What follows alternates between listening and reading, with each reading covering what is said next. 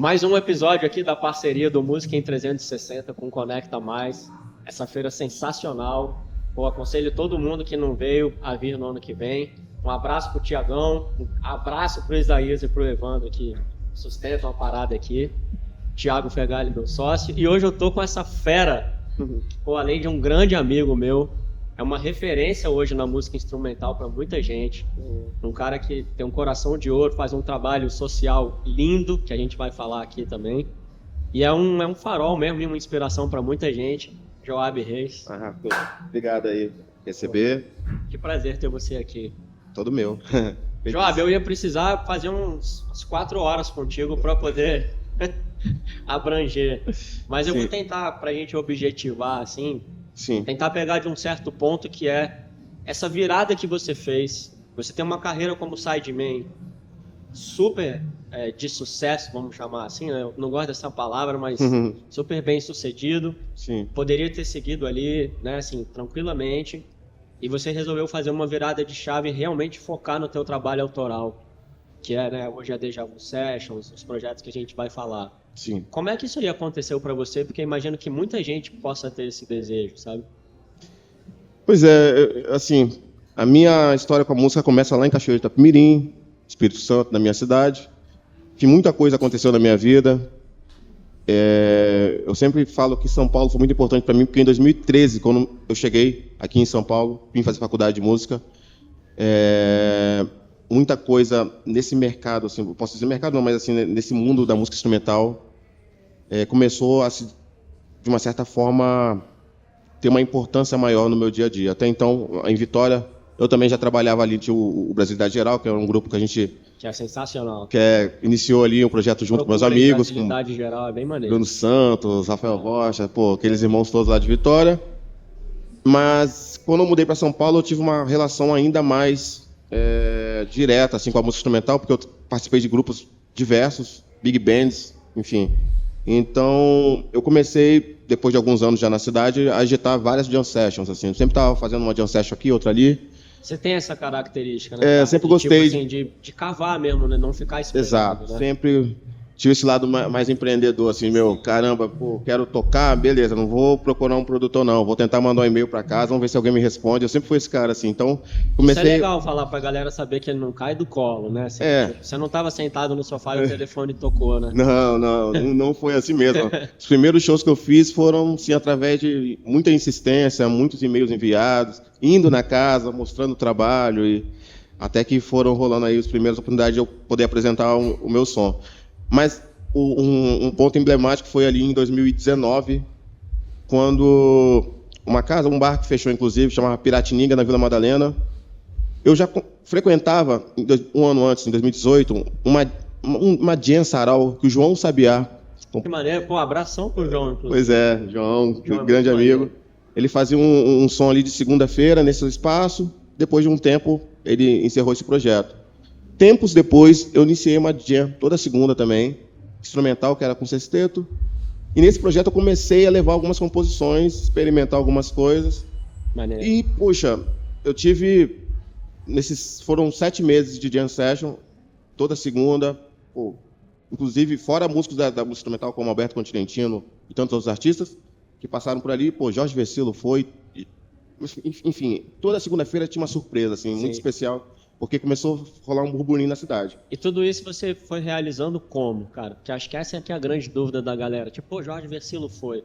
Como é que isso aconteceu? Cara, eu sempre coloquei muita energia em tudo que eu fazia. E eu conheci o Jorge num show de um amigo, que é o Júnior Meirelles, um lançamento de um álbum dele, que o Jorge era uma participação especial no show, a gente se conheceu ali, criamos uma relação, enfim, a Dinha começou tempos depois, ele estava em São Paulo, mandei uma mensagem, ele apareceu lá. E eu sempre tive essa relação com os artistas que eu trabalhava, né, acompanhando em turnês, assim, essa coisa de estar sempre próximo e convidando eles também para ir ver os meus projetos e assistir, enfim. E Tássia Reis, tantos outros foram também nesse projeto, ainda no Piratininga, que era um artista que eu trabalhava, que eu sempre estava gravando ou colaborando em algum projeto deles. E eles também sempre, que era possível, iam nos meus projetos, nas minhas jam. Então, eu sempre criei essa relação. Então, enfim, corta para 2020. Veio a pandemia, essa jam terminou. aquela coisa toda. Não, eu tenho que voltar um pouquinho no final de 2019. Ali no final desse ano, o bar fechou. Isso era outubro de 2019. E o Tuto Ferraz foi um cara muito importante para mim, que ele chegou para mim e falou, Joab, pô, ele estava sempre lá na Jam. Pô, cara, você tá cheio de música legal, por que você não grava um disco? Eu falei, será, Tuto? Ele falou, pô, vai lá pro estúdio, pô, vamos gravar essa parada, pô, vai lá registrar. Ele tem um estúdio incrível. E ele botou essa pilha, eu falei, quer saber? Eu falei, galera, bora gravar esse disco? Todo mundo que foi na Jam, que tocava comigo, eu convidei para gravar o disco. Então foram 33 músicos, incluindo o Tony Horta, Elliot Mason, de Nova York. Assim, foi uma galera que gravou esse álbum. Foi gravando umas coisas online também? Não, foi tudo presencial. Assim, tirando o Toninho, que tava morando fora, que mora em Minas, né? O Elliot Mason, que é de Nova York. Os músicos que gravaram, todos em estúdio. Teve uma gravação que eu fiz, uma sessão de gravação que eu fiz no Rio de Janeiro, que foi com uma galera lá, inclusive o nosso querido Altair Martins gravou esse primeiro álbum. Numa sessão que eu fiz no Rio com uma turma de lá também, de amigos, Alberto Continentino, enfim, foram vários amigos cariocas, o Marcelo Martins, a Sadoc. E foi muito legal ter reunido toda essa galera, porque eles já estavam fazendo parte desse projeto, que aí, na época era só a Jam do Joab, não lembro como eu chamava, era uma Jam Session que eu promovia. Veio a pandemia, gravei o álbum, lancei o álbum, e aí foi a virada de chave em 2020, quando saiu esse meu primeiro álbum. Não estava rolando nada de show por conta da pandemia, mas estava todo mundo em casa, e um ponto positivo foi que eu lancei o álbum, e todo mundo, assim, pelo menos da minha rede, assim, estava ouvindo muito o meu álbum. Estava com mais tempo, né? Estava com mais tempo para consumir, enfim, essa coisa do digital. Então, realmente foi ali que eu falei, caramba, acho que vale a pena eu investir por aqui, né? no meu som, porque eu acho que vai dar boa. Então, a partir dali foram vários outros lançamentos, entre singles, EP e tal. E passou a pandemia, corta ali para 2022, eu comecei a rodar com o meu projeto autoral. Muita coisa aconteceu desde então. Eu tenho a alegria de ter participado dos principais festivais praticamente de música do Brasil hoje, assim, feito 2 turnês na Europa e tudo fruto desse projeto autoral que eu acreditei 5 anos atrás. Fui incentivado por muitos músicos que já conheciam o projeto e em 2023 eu tive essa ideia de iniciar essa Jam Session que eu chamei de Deja Vu Session, que faz referência a um passado que eu não vivi em São Paulo. Entre os anos 2001 e 2008 rolou uma Jam Session muito famosa, que era liderada inclusive pelo Tuto Ferraz, ali no Na Mata Café, que foi uma casa muito emblemática aqui, que era essa roda de groove, todo mundo colava, todos os músicos e artistas. Então, eu não vivi esse período, que eu mudei para São Paulo só em 2013, na época eu era muito garoto ainda, morava no Espírito Santo. Mas eu tive a ideia de fazer uma jam que fazia referência àquele projeto. Déjà vu. Então, é déjà vu por conta disso, né?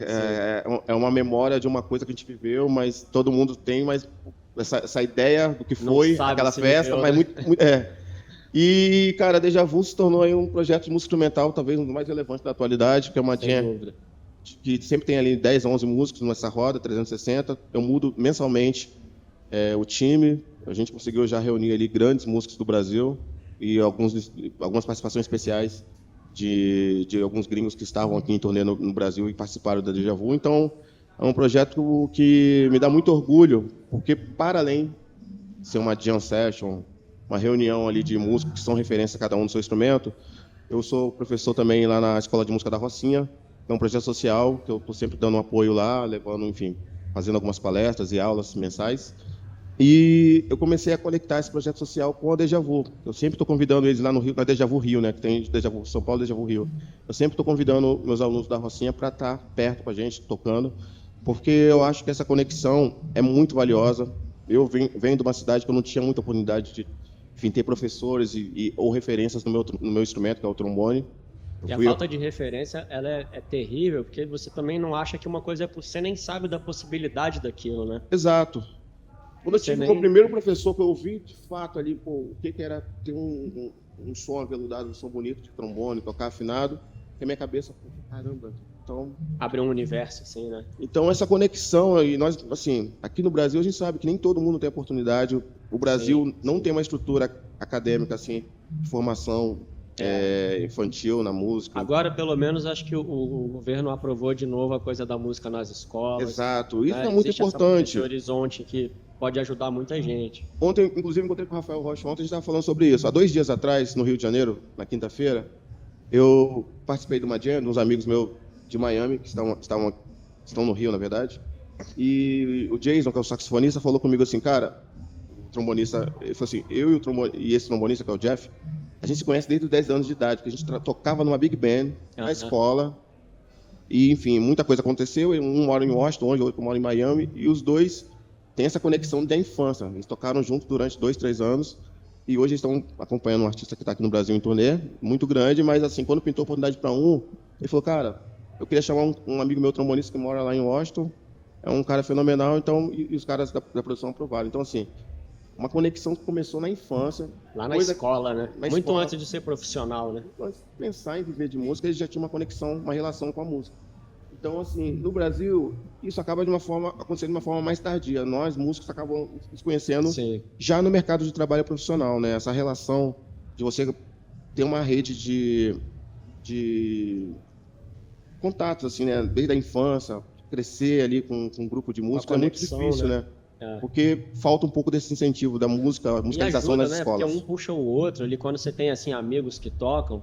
Exato. Eu tive esse privilégio lá em Brasília por outras razões, porque Brasília, como é pequeno e não tinha trânsito, então, por exemplo, Rafael dos Anjos, a gente tem a mesma idade, a gente toca junto desde que a gente se conhece, assim, entendeu? Isso é muito precioso, cara. E eu vejo o quanto isso ajuda, um ao outro, um puxa o outro, né, assim, influencia e tudo.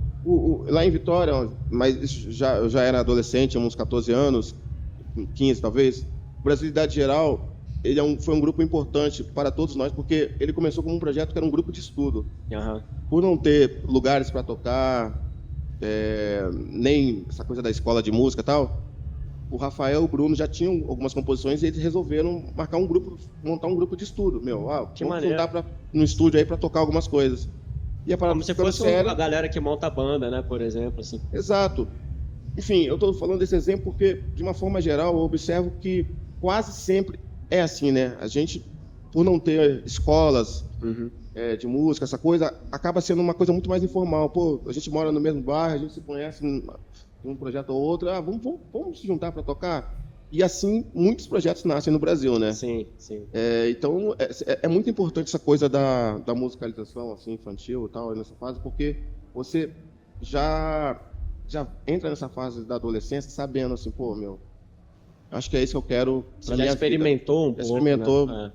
Isso eu acho que é fundamental. Porque é muito comum, eu observo bastante isso lá, porque eu tenho alunos dessa idade lá na Escola de Música da Rocinha, vê uma turma ali de 18, 19, 20 anos, que às vezes ainda não entrou no mercado e tem dúvida, pô, será que vale a pena eu investir na música, vale a pena eu tentar? Porque, putz... Como é que é a visão dessa turma, cara? A molecada tá lá, ali no caso é na Rocinha, né? Mas eu vou ampliar o cenário assim para estar numa favela e provavelmente ele tem um acesso, inclusive, muito mais ao funk, por exemplo, que é um cara que ele curte, um MC e tudo. Sim. De repente um ou outro teve um acesso à música instrumental, pode ter gostado. O que essa galera mais vê e mais... Quais são as maiores dúvidas dessa turma, assim, que você repara, sabe? Eu percebo, assim, que essa galera na faixa ali dos 14, 15 anos, eles têm muitas dúvidas sobre o que é viver de música e como viver de música. Eu toco trompete, eu toco sax, mas assim, como que eu entro nesse mercado? Qual é o melhor caminho? Porque sempre acabou indo, desculpa te cortar, que é um parênteses mesmo, sempre vocês dos metais acabaram tendo que ir para uma carreira militar, por exemplo, né? No bombeiro... Eu passei por lá também, pelo militarismo, né? É bem comum, né? Exato. Nós, né, aqui no Brasil, né, homens, sempre chega ali nos 18 anos, tem que fazer aquele alistamento obrigatório. Eu fui dispensado, mas com 19 anos abri um concurso para a banda do Exército lá eu morava em Vitória ainda, e eu resolvi fazer, passei e tal. Foi um período bom, assim, eu entendi que eu não queria seguir aquela carreira como músico militar. Eu queria, enfim, fazer outras coisas. Queria outro tipo de experiência. Outro tipo de experiência, mas foi bom, foi positivo para mim. E muitos músicos de metais, né, assim, principalmente, acabam também direcionando, assim, pô, é uma forma de eu ter uma estabilidade, ter um salário fixo. É uma carreira estável, né? Estável, super digna e... Total. Eu tenho vários amigos, inclusive, que são desse meio militar.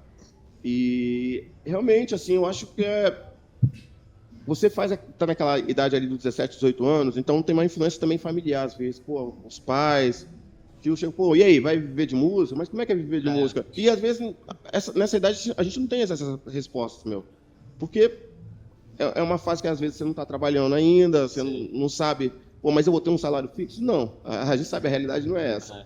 Então, A menos que você vá para um meio acadêmico, uma coisa assim, né? exato.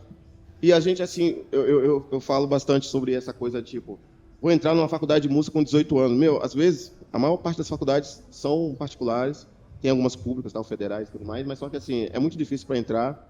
Aí, às vezes, tem uma galera que investe no estudo acadêmico, né, nos 4 anos de faculdade, Sim. mas é um retorno que você vai ter depois de quanto tempo, né? Diferente de outras profissões, que muitos músicos fazem ali a faculdade, depois de 4 anos sai, já tem mais ou menos ali um direcionamento, mercado de trabalho mercado ali, né? aberto, né? Na música a gente sabe que não é bem assim. Eu fiz faculdade aqui em São Paulo, então eu vi esse período desse pós, assim, né? Tudo bem que eu já trabalhava, né, antes de entrar na faculdade, mas assim, muitos amigos que começaram de fato a ter uma experiência musical dentro da faculdade, alguns nem seguiram mais, assim. Eu conheço vários amigos meus que se formaram e não trabalham com música hoje porque, infelizmente, não conseguiram seguir nesse mercado. É um mercado muito desafiador. Totalmente. Né, Então, cara? essa dúvida da molecada é super, né, É válido, né? Assim, é uma dúvida mesmo. é uma dúvida. É a incerteza do autônomo, né? Assim, E essa orientação, assim, que eu tenho esse papel ali, eu falo que ali na Escola de Música da Rocinha, muito mais do que falar de técnica, de instrumento, não sei o quê, é esse papel de orientar, porque eu falo com eles sobre o mercado de trabalho, sobre os desafios, sobre a realidade de fato, como essa coisa de você estar na estrada com artistas, essa coisa de você também, para quem gosta, né, trabalhar em estúdio, como é que funciona. E, na verdade, a base é a mesma. Eu falo, a prioridade sempre será você estudar o seu instrumento, ter disciplina diária. tem um bom preparo, né? Porque ter um preparo, essa coisa da base ali, da formação de cada um, é o mais importante inicialmente para que você consiga, quando o seu telefone tocar, atender. Alguém te ligou aqui para fazer um trabalho na semana que vem, você tem que estar tecnicamente preparado. Para nós que instrumentistas de sopro, ter uma boa leitura. Então, esse papo que eu tenho com a molecada ali é muito valioso porque Nesse preparo aí, né? é mais um direcionamento. Tipo assim, você quer chegar lá? É super possível. Mas assim, ó, tem um passo a passo. Sim. Para que É essas uma coisas estrada de fato aqui, né? aconteça. E é muito legal. Eu gosto de estar nesse lugar também, de ser um orientador, porque eu lembro de todos os meus orientadores que eu tive ao longo da minha vida que me deram dicas e informações que foram valiosíssimas. Sim. E que encurtaram um caminho, assim, né? Porque às vezes muita gente aprende quebrando a cara, fazendo escolhas erradas, e a gente tem essas pessoas que... Esses guias, assim, né? Não vai por aqui não, tenta ir por aqui que vai ser, talvez... É muito valioso. Eu sempre gosto de bater esse papo com os mais jovens, porque eu sei que às vezes você pode gastar ali 2, 3 anos da sua vida com uma coisa que não vai ser tão importante. E ajuda, muitas vezes também fica na cabeça, de repente quando abre o cenário, o cara acha que isso aqui é o que ele me falou. Exato. Né? E aí você faz um negócio que é muito maneiro, que você falou ali, mas eu queria entrar mais. Claro. Você tem a Deja Vu Sessions, que tem os melhores músicos do Brasil sempre, em cada cidade. Sim. E você pega essa molecada que tá ali estudando, que tá, né, começando a trilha, leva lá pra Deja Vu e bota o cara pra tocar no meio dos que seriam os ídolos deles, né? Exato. Isso, cara, tem um valor tão grande assim para um menino, um jovem instrumentista, assim. Por exemplo, sei lá, tem um Breno, eu sempre cito ele, que é um menino super talentoso, trompetista jovem também, lá da Escola de Música da Rocinha, que eu já, primeira vez assim que eu estive lá, eu chamei ele para tocar uma música comigo e tal, e ele fez um solo assim, eu falei, cara, que esse moleque é especial. Então, assim, mas às vezes vai levar 10 anos para ele ter um acesso de chegar, por exemplo, ao lado, de tocar do lado ali do Jesse Sadock da vida, um cara que é uma referência no instrumento dele, assim, lá no Rio. Então, eu uso também a Deja Vu para ser um lugar para dar acessibilidade a essa turma, sabe? De estar perto de um grande ídolo. É mais valioso, cara. Porque as oportunidades, ainda quando jovem músico, assim, que eu tive de estar perto de um ídolo, sempre foi muito difícil, mas quando eu estava, eu falava, caramba, meu. Então, a régua tá aí, né? Aquilo ajuda, exatamente, ajuda a te catapultar, né? E quando você vê o Gessé Sadock tocando do seu lado, ou qualquer referente a um Gessé, né?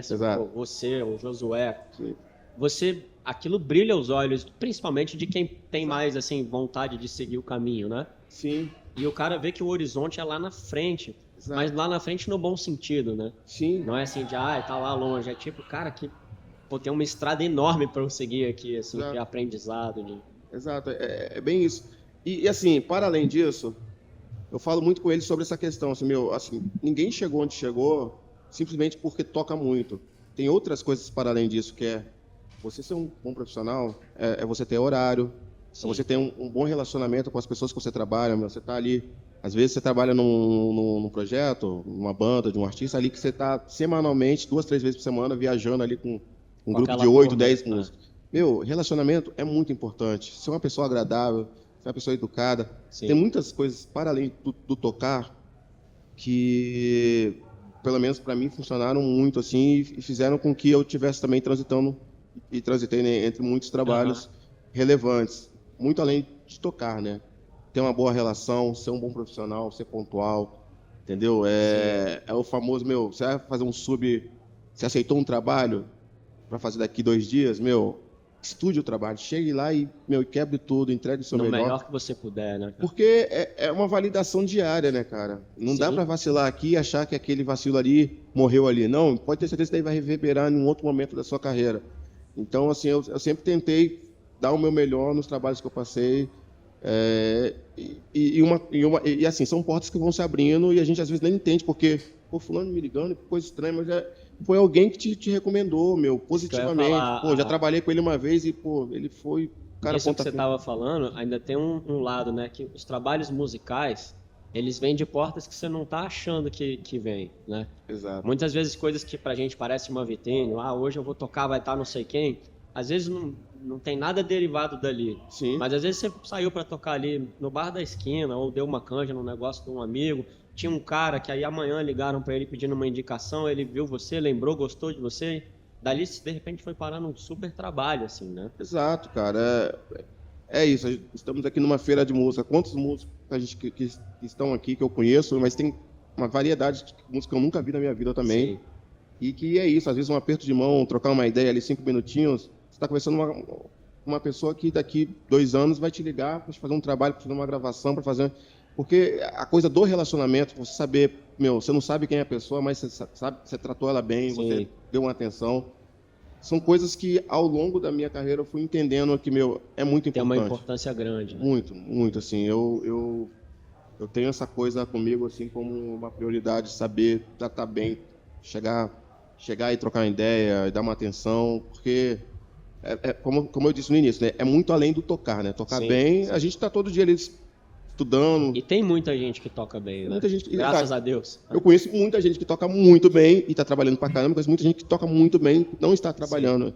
Então, essa coisa, cara, do relacionamento, assim, de você saber entrar, você saber ser um bom profissional, é muito valiosa, tão quanto tocar. Sempre pontuo isso.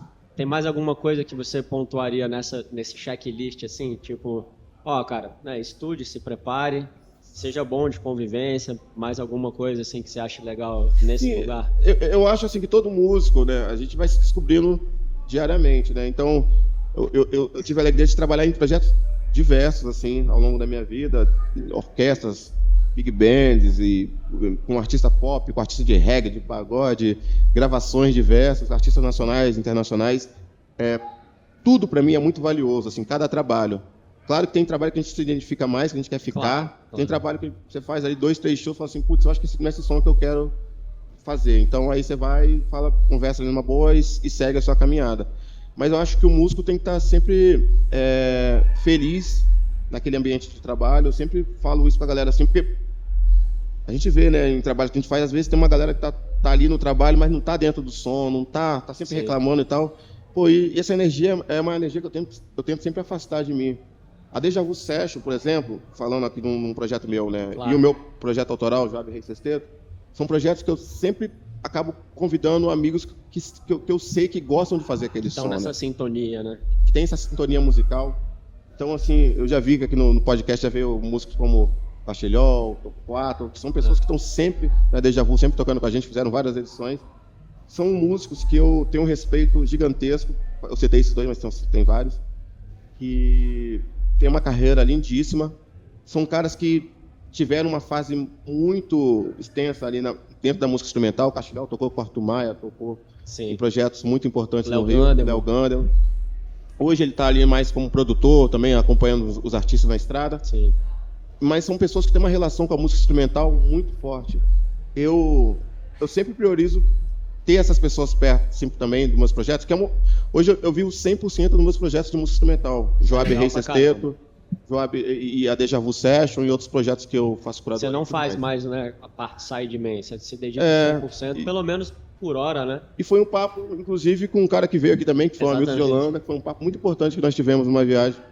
A gente estava até fora do Brasil. O Hamilton é um cara que dá muita força para as pessoas assim, se jogarem no trabalho autoral delas, né? Seja o autoral o que for, né? Não precisa necessariamente ser só, eu sou o solista das minhas músicas. Às vezes você pode ser compositor de trilha, você pode ser... se encontrar, né? Eu super respeito artistas assim que também adoram fazer releituras, gravar música de outros compositores e tudo mais, mas eu, desde o meu primeiro álbum, e desde os primeiros shows que eu fiz em São Paulo, assim, nas casas, eu sempre falei, os donos de casa, eles têm, assim, e eu entendo, né?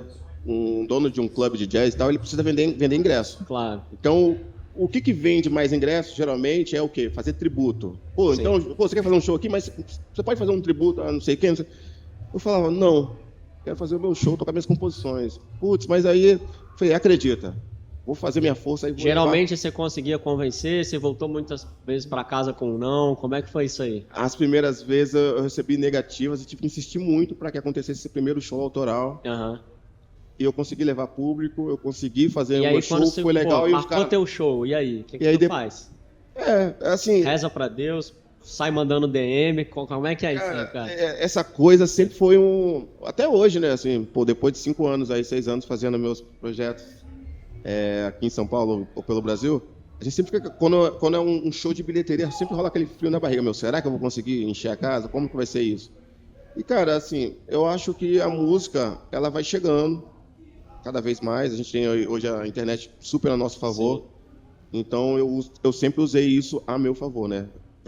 Nas divulgações, claro que tem uma rede de contato gigantesca de amigos que eu sei que gostam, que apreciam o meu som, que eu sempre estou convidando eles ali numa lista de transmissão que eu disparo, mas é um frio na barriga, mas que cada vez menos eu tô ficando com essa preocupação. Será que vai ter? Porque, assim, graças a Deus o som tá indo, a galera tá gostando, e a gente, quando tem um show, assim, vou me apresentar no Blue Note, eu abro ali a venda e, assim, já começa a ter um bom retorno já nos primeiros dias. Então, isso é fruto de uma insistência de muitos anos, assim, quero fazer um show autoral. O cara vai torcer o nariz, mas quando ele aceita, ele vê que, parabéns, foi legal. Valeu a pena, né? O show foi legal pra caramba.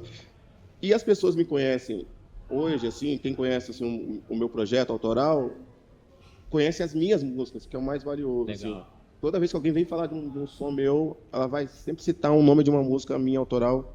Eu fiz, na verdade, nesse último álbum, 028, eu fiz 2 releituras de 2 músicas que hoje talvez são as mais tocadas nas plataformas digitais, que é Partido Alto, que foi gravada pela banda Azimuth, enfim, do José Roberto Pastrana, né? Que é um clássico, fiz o arranjo. Você fez um ou 2?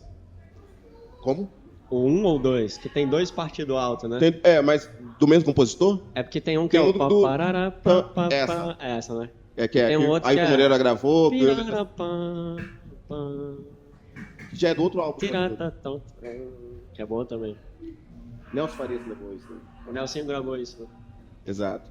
E eu regravei essa música, convidei inclusive, ninguém menos do que o Bob Mince para gravar essa faixa no ano passado. Fiquei super feliz assim, com esse feat.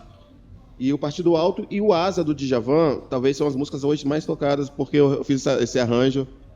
Foi super bem aceito, assim. Mas eu acho que investir na coisa do autoral foi uma coisa que... Um acerto, né? Foi um acerto, assim. Porque eu tô colhendo fruto dessa insistência, assim, de 5, 6 anos atrás. Tem até um corte do Hamilton lá no nosso podcast. Eu aconselho todo mundo a ver o podcast inteiro do Hamilton. É maravilhoso. Uma grande aula, assim. Mas para quem é preguiçoso, que é a maioria, tem um corte dele que chama, acho que, da gig ao autoral, uma coisa assim. Que ele fala, cara, se você investe no autoral, você tem ali uma primeira arrebentação para passar, que é um pouquinho mais difícil, né? Que é até o que você falou. Exato. Se você tivesse feito o tributo, de cara você tinha tido mais shows, né? Assim, com certeza. No primeiro momento.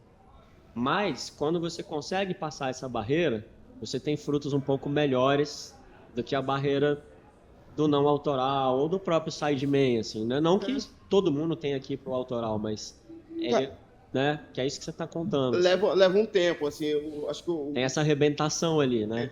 Exatamente, foi exatamente isso. Eu comecei a falar, mas não dei continuidade. O Hamilton foi muito importante nessa transição minha. Ano passado nós estávamos viajando, enfim. E num bate-papo assim, ele falou sobre isso. Falou, João, pô, o seu projeto já está rolando. Então, assim, cara, dá atenção para isso aí. Dá mais foco nisso, né? Dá foco nisso aí que vai dar pé. Tipo assim, pode acreditar nele. Pode acreditar, assim, já vem acontecendo, né? De às vezes eu tá em festivais de jazz aí, por aí, pelo Brasil afora, e às vezes eu toco ali, abro o show do Hamilton, eu tô tocando. Sim. E ele tem acompanhado, assim, e ele foi um cara que me deu esse impulso, assim, e eu tomei essa decisão em dezembro de 2024, foi quando eu comuniquei os artistas, os escritórios que eu trabalhava. Sim, você trabalhava com a Glória Groove, com a Anitta, com né, um monte eu trabalhei com... Nesses últimos anos eu estava trabalhando ainda com a Anitta, com a Glória Groove, com a Lued, enfim. Alguns outros artistas, e eu parei 100% assim, de seguir nessa carreira como sideman na estrada. Esses artistas ainda gravam projeto em estúdio, mas hoje eu não faço mais estrada com nenhum artista. Eu estou muito feliz com essa fase, porque eu estou me dedicando 100% diariamente aos meus projetos. Então, eu adoro, enfim, vou lançar, inclusive, um álbum novo agora em novembro, um álbum de 11 faixas. Então, assim, é um álbum que eu estou me dedicando diariamente ali. Sou muito chato, tipo, pô, as músicas já mudaram 300 vezes cada faixa, porque eu fico voltando. E, assim, para quem vem acompanhando meus projetos, é um som instrumental que tem muita coisa de sample, muita coisa que eu trago da música um som que se aproxima muito da música urbana. Exato. Né, assim, tipo, é um jazz muito popular, urbano, né? É um jazz muito urbano, assim. Então, o cara que é fã, de repente, de um rapper musical, assim, né, por exemplo, você tá ali do lado, né, cara? Assim, exato. Porque o cara pode estar ali dançando a sua música. Sim. Né? Ou tá apreciando a escolha das notas, ou tudo isso junto, né? Assim. Então, eu gosto de gastar muito tempo, porque você chegar num timbre, o Agenor de Lourenço, que é o tecladista que estava comigo, grande irmão, um dos maiores tecladistas que o Brasil tem, assim. Ele é um cara chato, assim, igual eu, que ele gosta. A gente fica fuçando. Pô, vamos chegar num timbre único para essa faixa aqui. A gente gravou uma faixa há 2 meses atrás, que foi isso, assim, ficamos ali, foi ele fuçando, pô, ele é um gênio, assim, dos timbres, assim. Então, você tem que gastar tempo, tem que gastar energia, porque, você tá dando vida a um álbum pra ficar. Teu filho, né? Eu gasto esse tempo mesmo, tenho me dedicado cada vez mais assim, também em conhecer mais sobre esse universo, que não é o meu universo tão comum com um trombonista, né? Você ser um cara que faz programações eletrônicas e tudo mais, então... Essas coisas estão se fundindo mais recentemente. Assim, mais recentemente na minha caminhada, então... Pô, tô adorando esses experimentos, e a música é isso, ela vai tomando esses direcionamentos que a gente, e o 028 bateu muito legal. Para a galera que ouviu, os feedbacks que eu tenho são muito positivos. Foi meu primeiro trabalho que eu dediquei a trazer um pouco desse universo do hip hop, do trap, enfim, elementos de outros universos para dentro desse universo do jazz. E esse álbum que eu vou lançar agora está muito mais ousado ainda, que a gente tem funk carioca, tem uma série de estilos e gêneros não tão convencionais no meio jazzístico, posso dizer assim. Sim. Então, essas experimentações são muito valiosas, né? Eu acho que E vamos criando a tua digital, né, cara? Exato. Posso dizer que o Miles Davis foi um cara que, para mim, é uma referência, porque ele foi quebrando esse paradigma lá na década de 80. O Miles foi o primeirão, de trazer essa coisa... Afundir, exatamente. A música pop com assim, a música instrumental de alta qualidade, vamos chamar assim. Exato. Né? Mostrar que é possível ter esse encontro. E me diz uma coisa aqui, que eu imagino que seja curiosidade de muita gente, é minha, assim. Sim. O que tá na rotina do Joab, cara?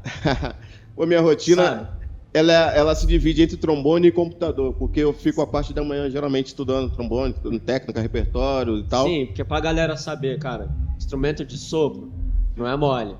O cara tem que botar o bico. Trombone é ingrato, é um instrumento ingrato. Trombone é ingrato. Um dia que você não toca, parece que você zerou o game. Aí tem que fazer aquele básico de novo. É tipo aquele joguinho de tabuleiro, volte 10 espaços. Assim, exato. Então é uma coisa... De manhã você faz essa manutenção técnica e aproveita para limpar qualquer coisa aqui. Eu sempre tento cada vez mais aumentar assim, o meu repertório de standard, assim, tipo, tanto brasileiro como dos standards de jazz, assim, tô Aí sempre você faz o quê? tocando. Você estuda a melodia, por exemplo, e depois dá umas voltas improvisando? Cara, assim, ser um instrumentista improvisador, a gente tem que ter esse período diário de tocar, Sim.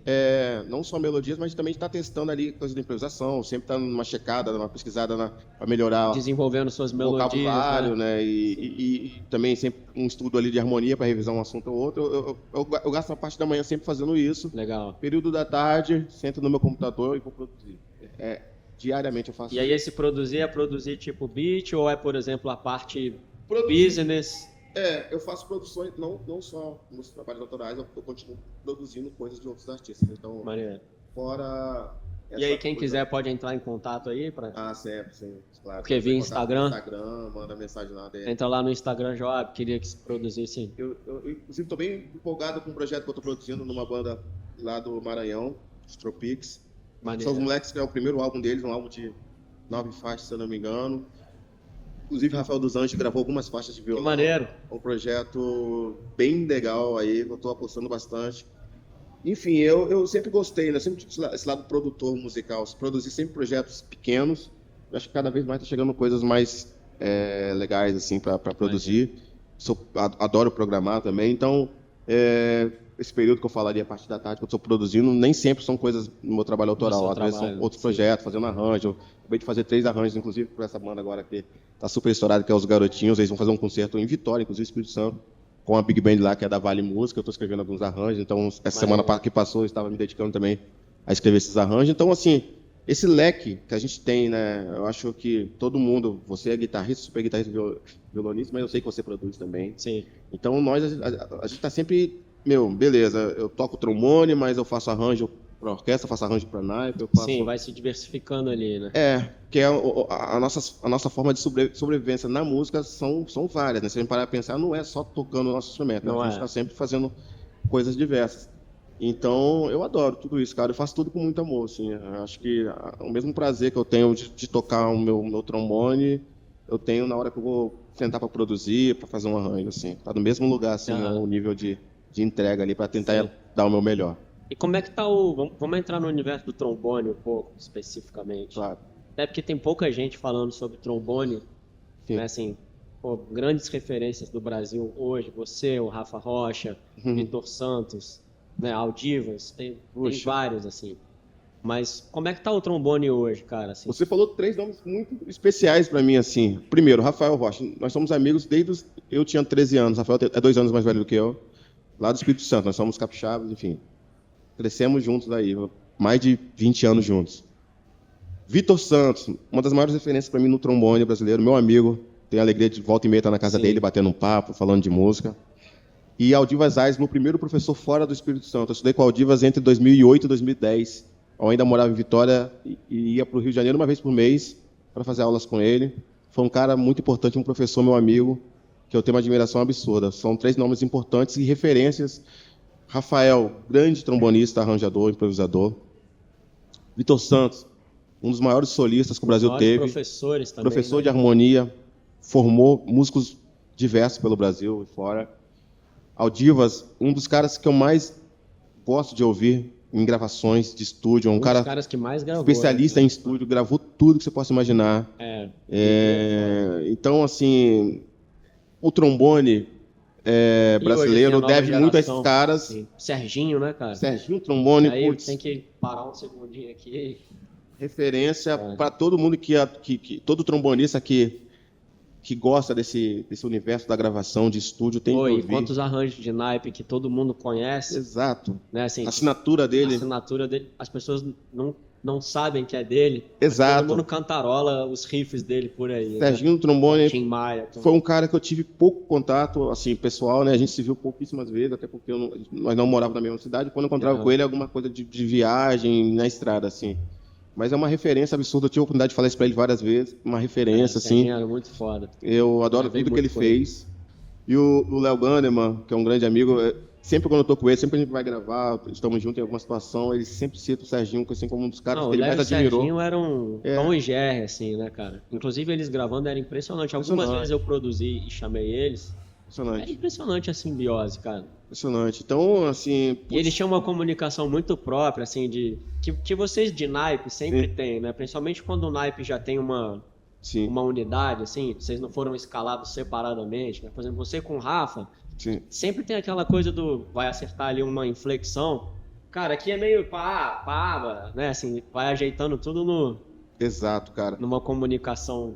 É os caras que vieram antes, né? Que a gente tem que ouvir, tem que respeitar a história, tudo que eles construíram e abriram caminhos para todos nós trombonistas que viemos depois, né? Porque a história começa bem lá atrás, assim. Eu posso dizer como referência no trombone, Raul, né? o Raulzão, né? Raul de Barros, né? O pai da gafieira aí, foi a grande referência, inclusive pro Raulzinho, né? Que é o Raul de Souza, Sim, que veio. depois popularizou um pouco mais, né? Mas E Raulzinho a brincadeira do nome vem por causa do Raulzão, né? Raul de Souza, né? Raulzinho que depois virou o Raul de Souza. Né? O primeiro álbum dele chama Raulzinho. Então, esses caras, o Raul, inclusive tem uma história recente agora. Eu estava na Europa em turnê. 4 dos shows que eu fiz na Europa foram em homenagem ao Raul de Souza na casa que era dele, que é um bar maneiro. que tem lá no sul da França, que é administrado pela a viúva dele, que é a Yolene. Ela me convidou para fazer essa homenagem a ele. Ela ficou sabendo que eu ia para a Europa, me convidou para fazer essas 4 noites em homenagem ao Raul, tocando o repertório que ele gravou e tudo mais, algumas composições autorais dele. Foi muito legal. E o Raul é um cara que eu conheci, tive com ele várias vezes e aprendi muito, assim, só de ouvir as histórias e dar risada, né, que é um cara super Mestre é mestre, né? figura, né? Eu tive a alegria de conhecê-lo e conviver com ele em algumas situações. Então, assim, o trombone brasileiro sempre foi muito bem representado e hoje me considero um trombonista da nova geração, assim como outros grandes amigos. Ontem mesmo eu estava na Sala São Paulo assistindo o concerto da SP Big Band com o João Bosco, e eu revi ali vários amigos, inclusive o Rafael estava tocando, mas tem uma geração fenomenal de trombonistas hoje no Brasil. Pô, tem o Léo Ramiro, né? Léo Ramiro no Rio de Janeiro, aqui em São Paulo tem o Feldman Oliveira, tem o Elbert Dias, tem o Fábio Oliva, enfim, tem uma série de trombonistas que eu admiro, assim, que estão numa crescente muito, muito legal. Você tem sentido alguma mudança de estilo do trombone, assim, ao longo do tempo? Acho que a galera está muito ligada em tudo que está acontecendo a nível global, né? Eu acho que, assim, eu percebo que os trombonistas estão muito antenados em grandes nomes do trombone da atualidade, principalmente os norte-americanos, assim.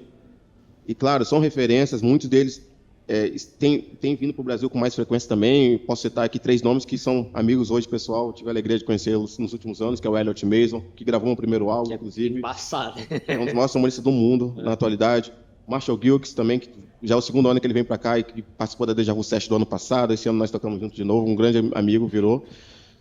E o Robin Eubanks, que é um cara fenomenal, Esse cara também é muito que eu cresci ouvindo, tenho a alegria de chamá-lo de amigo hoje. Ele veio para o Brasil ano passado, fez uma turnê comigo, fizemos 6 shows no total, o meu sexteto, convidando o Robin Eubanks. Então, eu posso dizer que nós, trombonistas dessa nova geração, estamos muito ligados nesses trombonistas que são referências, estão vivos, estão em atividade, fazendo turnês, enfim, tocando pelo mundo afora. Eu acho que não tem como, né? Assim, tenho certeza que o Vitor Santos é uma referência para todos nós, assim como o Raul de Souza, ainda através dos discos, é uma referência, todo mundo está sempre ouvindo, mas a gente acaba também bebendo muito dessa fonte americana, né? Os Mas grandes tá rolando também uma estão lá. influência com, vamos dizer assim, com personalidade, ou a nova geração está um pouco mais copiando? O que você tem Não, visto eu nesse acho que sentido? é mais influência com personalidade, assim. Eu acho que todo mundo, por exemplo, Souza Lima é uma faculdade que segue uma grade da Berkeley, né, que é uma grade que, você tem que fazer muita transcrição, que é uma metodologia americana, né? E eu percebia e percebo que todo mundo, quando começa a beber de uma fonte, assim, quem é o trombonista que eu mais ouço no momento? Vou começar a transcrever o solo. Você acaba ficando por parecido ali. Ficando parecido, mas a coisa vai se dissolvendo com o passar do também tempo, demora né? um tempinho para a gente se apropriar do que a gente está estudando. Exato, leva um tempo. Isso vale para tudo, assim, se você começa a pegar uma técnica nova, Exato. primeiro você está ali meio titubeante, assim, né? Depois ela fica orgânica. Se você começa a pegar uma frase, primeiro você está meio copiando, daqui a pouco talvez ela rola uma digestão, assim, né? Eu observo muito isso, assim, às vezes eu vejo um trombonista improvisando bem pra caramba, assim, e eu falo, você tá me lembrando, Elliot Mason. Mas tudo bem, eu acho que é uma fase que o cara tá estudando muito, que bom, tá transcrevendo, tá aprendendo, tá entendendo a linguagem do cara, e tá absorvendo isso, mas assim, é uma coisa que fica ali no seu banco de dados. Essas informações a gente guarda, às vezes a gente para de usar um pouco daquela Sim, às vezes troca daquela de fase informação, ali, né? mas sempre num solo ou outro você solta uma coisinha que você estudou 10 anos atrás, todo mundo, não tem como, é inevitável. Sim. A gente está ouvindo todo tipo de som e às vezes a gente nem sabe de onde que veio aquela frase, É, mas porque é inconsciente, né? exato. Então é legal, eu sempre incentivo pra caramba, assim, meu, eu tenho que transcrever mesmo, tenho que tocar junto com os discos, porque ainda mais aqui no Brasil, né? Eu fico observando, assim, alguns caras, como eu citei aqui o Marshall, que é professor lá na Juilliard, em Nova York, e, cara, é uma molecada de 17, 18 anos que tem a oportunidade de tocar, de aprender com um dos maiores trombonistas do mundo. Com certeza, né? Academicamente, o cara também tem um papel, ele tem que fazer as suas questões, seguir a grade da faculdade, mas assim, só de você estar ali diariamente, vendo o cara tocar, isso aí, assim, tipo, ouvindo ali de perto. é uma evolução num nível muito rápido, porque tocar, ser orientado da forma correta, assim, é uma evolução absurda. Então, por isso que a gente abre a internet hoje, vê um monte de moleque aí, uns 20 anos, tocando no nível que fala, caramba, é a coisa da instrução, né? De você estar perto, Sim. você... Aqui a gente, às vezes, demora um pouco mais, porque às vezes a gente não tem um especialista naquela área ali da musical, e aí a gente aprende como? Transcrevendo e tocando com disco. Sim. Então, assim, é um processo um pouco mais lento, mas é super valioso também. E todos esses caras que eu citei aqui passaram por esse período de, transcreveu pra caramba, tocou junto pra caramba com os discos e encontraram uma linguagem que é deles hoje. Então, eu acho que o caminho é o mesmo para todos, tem que fazer Sim, isso. é aquele processo ali mesmo de desenvolvimento. Exato. Todo mundo E quando você olha hoje assim para o cenário, seja trombonístico ou artístico, o que está na sua cabeça assim hoje, quando se fala em música, sabe? O que está te chamando a atenção? O que, por exemplo, é uma coisa meio clichê, o que você gostaria de falar, sabe? Cara, assim, eu como instrumentista assim de sopro, trombonista, tal, falando assim dessa classe dos metais, o mercado está mudando, a música brasileira está mudando, mas eu vejo coisas muito positivas assim que eu posso falar no mercado de forma geral, assim. Uma que é o retorno dos trios de metais em bandas de artistas assim que estão trazendo de novo para a estrada os metais. Por um tempo foi meio obscuro isso, estava uma coisa. Exato. Quando tinha era só um sax, ou um duo, às vezes sax, vou fazer um trompete. resumo rápido aqui. O que rolou na prática é que quando começou a ficar comum a coisa de usar muita gente chama de VS, exato, mas o BG, coisas gravadas junto, naipe, cordas e vocais foram 3 segmentos que tipo o nego cortou, né, cara? Exato. Porque para baratear os custos de show, de passagem, de tudo, todo mundo gravava o naipe e soltava na estrada. Exato. Então você ganhava um dinheiro ali para gravar, e mas acabou. ficava o resto do ano inteiro, né? Em casa. Então teve esse período. Foi um período meio sombrio e que eu acho que assim, pós-pandemia. E eu cito 2 artistas que foram importantes, eu acho, para essa retomada, assim, que é um projeto que não está na estrada mais, que é o projeto Irmãos, do Seu Jorge e Alexandre Pires, porque na pandemia eles lançaram e foi uma coisa legal, o projeto ganhou como o melhor show do ano, acho que foi 2022, 2023, ele colocou o naipe na frente, o naipe dançando, e eu percebi que aquele movimento ali deles também fez com que... Teve um respingo, de repente começou a pintar um monte de artista com trio de metais, aquela coisa... Falei, olha só, cara, eu observei, né? Pode ter outros trabalhos influenciados? Sim, mas assim, eu percebi que esse trabalho que tem uma exposição gigante, por ser de 2 artistas gigantescos, acabou que depois desse projeto, muitos outros projetos voltaram a ter naipe. Então, eu acredito que ele teve uma certa referência. Importância da referência. Então, e são 2 caras que gostam, 2 artistas que gostam de música, que gostam de metais. Eu conheço muito o trabalho deles, assim, sei que eles individualmente gostam bastante. Então, eu acho que essa retomada dos trios de metais, dos trabalhos nesses últimos anos, tem sido muito positivo e, ao mesmo tempo, os músicos, os instrumentistas estão muito ligados nessa coisa que a gente falou lá no início, do autoral. Sim. Vários músicos, vários amigos gravando seu primeiro álbum, lançando seu primeiro single. Trabalhos, né? Então, eu acho que, assim, é isso, né? Essa decisão, como eu falei para você, que eu tive em dezembro, de seguir com minha carreira 100%, eu também tomei essa decisão porque eu já estava fazendo isso nos últimos 4 anos, trabalhando, cada vez mais vou trabalhar. Você não chegou hoje sendo só sair de meio, foi uma decisão de louco. Senão tu não estava comendo, né? Exato. Então, assim, foi uma decisão bem pensada, friamente. Assim, a Júlia, que, enfim, cuida das minhas coisas também, ela, tô com você, vamos fazer essa parada acontecer. Ao mesmo tempo, também, se você espera um momento muito exato, também não vem, né? Assim, exato. É importante falar pra galera. Não tem essa fase aí, né? O Avilton até falou comigo, cara, Quanto antes você tomar essa decisão, antes você vai colher esse fruto, porque assim, no início, quando você decide viver uma carreira autoral, tem um período, é difícil, caramba. E a gente falou, arrebentação ali pra passar, né? É assim, E você tá sozinho, né, essa mano? fase da arrebentação, ela já tinha passado, na verdade, quando eu ainda estava trabalhando com outros artistas. Então, assim, eu só dei seguimento ao que já estava Sim. trabalhando bem e larguei essa coisa de estar na estrada com outros artistas. Então, ok. Se eu tomo essa decisão, talvez muito lá na frente, não sei, às vezes, essa fase em que eu estou fazendo bastante coisa legal, assim, poderia passar, aí eu vou tomar uma decisão no momento que não está sendo tão legal para o meu trabalho autoral, aí eu poderia ter... Desequilibrar um pouco, né? E eu acho que eu tomei a decisão no momento certo. Estava rolando bastante coisa, está rolando bastante coisa legal, e eu decidi seguir com essa parada. Inclusive, que é uma coisa que eu falo, essa vitória não é minha, essa vitória é da música instrumental. Eu tive a alegria de ser o primeiro trombonista a tocar no Rock in Rio, um show autoral. Sim, e eu toquei esse show ano passado.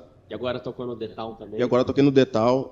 Isso, beleza, é uma realização pessoal, sim, claro, mas provavelmente, talvez no próximo Rock in Rio não vai ser o que vai estar lá, vai ser outro trombonista, vai ser outro instrumentista. No próximo The Town... Que o legado siga, né? Então, é importantíssimo. Isso é uma coisa que eu falei com o Zé Ricardo, parabenizei ele, é um cara que é um cara muito importante para a indústria. O Zé é importante mesmo. Porque o Zé Ricardo é um cara que está mudando assim, a coisa dos festivais no Brasil para melhor, dando oportunidade e criando palcos de música instrumental dentro de festivais que, Rock in Rio, jamais. Onde você pensou ouvir jazz no Rock in Rio? Não, Sim. Isso nunca aconteceu. Então ele... E o Zé gosta de promover a diversidade. Assim, né? E é uma sacada que, assim, cara, você faz um festival para 100 mil pessoas, vários palcos. Não é possível que tenha uma porcentagem desse público que não vai querer ouvir também um pouco de jazz. E eu tive essa grata surpresa de tocar para um público gigantesco lá no Rock in Rio ano passado, do The Town também. Então, assim, cara, você está dando oportunidade para o público que está indo no seu festival. E essa visão que ele teve aí, essa sacada, foi muito importante. E eu espero que outros festivais pelo Brasil também se inspiram nisso para ter palcos, assim, porque senão a gente fica restrito também, uma coisa que rola muito. Eu fiz diversos festivais, que é Festival de Jazz e Blues, não sei o que lá. Festival de Jazz e Blues. Sempre... É um festival instrumental. Instrumental. E não, assim, quando você vê festivais, o Koala... acho que foi antes da pandemia, foi em 2019, o Koala, aqui de São Paulo, levou a Rumpilés. Falei, caramba, Rumpilés no festival como Koala, que gigantesco, um festival que teve Djavan. Então, assim, cara, isso é muito importante, assim, festivais que acreditem e que apostem nesse nicho. Se parar para pensar, a música instrumental é um nicho pequeno dentro da indústria da música, muito pequeno, para falar a verdade. A gente tem aí o mercado da música sertaneja, funk... Sertanejo, assim, nem vou colocar nesse lugar porque o sertanejo já é gigantesco, mas assim, o funk foi uma minoria durante muito tempo, o rap, o trap. E esses caras, nos últimos anos, eles estão conseguindo espaços e palcos dentro desses festivais. Cada vez mais está tendo festival de rap, festival voltado para esses nichos. E eu acho que eles tiveram oportunidade. Pode acontecer com a música instrumental, né? Entendeu? Alguém apostou, alguém acreditou e hoje eles estão nesse lugar que eles estão. Então, assim... A música instrumental como nicho também, se tiver essa união e força dos músicos com os curadores desses festivais... Essa comunicação e essa proximidade. Essa comunicação vai ser... Assim, a gente vai estar colhendo esse fruto daqui uns 5 anos, 10 anos, falar, caramba, que legal que todo festival hoje no Brasil de música tem um palco, tem um momento ali... Comercialmente também vai valer a pena, que é fundamental, né, cara? Entendeu? A música instrumental movimenta uma parcela muito importante dentro da indústria da música, hoje no Brasil e fora, né? Eu vivi nas últimas 3 semanas, eu fui em shows de instrumentistas mundialmente conhecidos como Kamasi Washington, Snark Pupp, Jacob Collier, instrumentistas, artistas da música instrumental que estão rodando o mundo, entendeu? E assim, ver um Vivo Rio lotado para ver o Jacob é muito valioso, a gente sabe aí o tamanho do Jacob. Mas que legal que isso acontecesse também com artistas da música instrumental brasileira, né? Assim, o Hamilton já fez muitos projetos. Exato, o Hamilton de Holanda bombando. Eu já fui em show dele, inclusive, foi ano passado dele com o Gonzalo, no Vivo Rio, inclusive, casa lotada. Isso é, sabe... Existe esse espaço, Existe esse espaço, cara. Só precisa mesmo ter essa comunicação para ter mais oportunidades de chegada, né? Então, assim, eu espero que um movimento que eu estou fazendo, que é bem pequeno, mas assim, seja Não, o mas meu é trabalho muito autoral relevante, cara, muito e a Deja relevante. Vu, seja um movimento de fomento, né, Aham. de novos públicos, que as pessoas, enfim, possam estar saindo de casa para curtir esse tipo de som. E que a gente possa colher esse fruto daqui a um tempo, né? As casas de shows de Ter música cada metal vez está mais. sempre lotada para curtir música autoral. Isso é muito valioso, é uma construção, né? Com E certeza. é importante, volto lá, é importante que festivais como Rock in Rio, como Detal, Abram as estejam portas. abrindo as portas para esse nicho, que é Sim. pequeníssimo, mas que está crescendo, aí está com uma força e a galera está É um nicho com potencial muito grande. são gigantescos. Exato. Então, Irmão, é quer isso. deixar mais algum recado, assim, especialmente aí? Eu agradeço pelo espaço. Pô, eu que te agradeço por ter. Para você que não conhecia meu trabalho, Joab Reis, Ai, acompanhe lá nas plataformas digitais. Tem projeto novo que vai sair agora no final do ano, meu novo álbum, que se chama Drive It Slow, a última das fantasias, com Maneiro. participações especialíssimas aí que eu vou revelar muito em breve. Então, estou muito feliz aí de, enfim, estar seguindo com o meu projeto pelo Brasil. Cara, o Deja Vu tem uma vez por mês no Rio, A uma Deja vez Vu- por mês em São Paulo. Exato, é ela isso? acontece uma vez por mês em São Paulo, começou aqui em São Paulo e no Rio de Janeiro. São Paulo sempre a segunda terça-feira de cada mês e no Rio de Janeiro sempre a segunda segunda-feira de cada mês. Então, você que não foi ainda está convidado, Tem o fique show ligado nas redes autoral, sociais. né? Meu show autoral também está rolando aí, a gente está nessa fase agora finalizando o álbum para seguir com a turnê. Então é isso, Instagram, Joab Reis 14, você vai ficar sabendo de tudo que eu tenho feito. E no Instagram da Deja Vu Session também, para ficar sabendo toda a programação. Nos vemos por aí, com certeza. Um abração pro Rodrigo Lampreia, Também, meu né? parceiro aí, É tamo teu junto lá parceiro no Deja Vu. na Deja Vu. Lampre. Tamo Foda, junto. Foda. E é É isso, isso. gente. Esse foi mais um Música em 360 em parceria com Conecta, com Joab Reis. Meu... Obrigado, Marquinhos. Tamo Joab, junto, meu irmão. Obrigado, Parabéns sucesso aí no demais pelo programa. trabalho, cara. Parabéns você, está lindo aí. As entrevistas, estou sempre acompanhando lá tudo. Vocês estão subindo lá no YouTube, no Instagram. Pô, que E é isso, sucesso, vida longa aí o podcast. Tá, Não, tá lindo. e lá no Rio tu vai de novo, que a gente vai armar um... Vamos Você e sim. Rafa Rocha. Bora lá falar de E aí novo, eles vão tocar, inclusive. cara. Então Deixa é isso, galera. marcada. Um abraço, sigam-nos, @Música em 360, YouTube também.